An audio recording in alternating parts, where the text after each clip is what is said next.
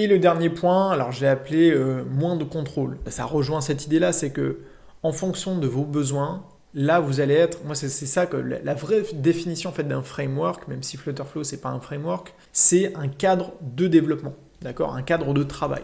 Et donc en fait le fait qu'on quand on est dans Flutterflow, on va avoir des contraintes en fait.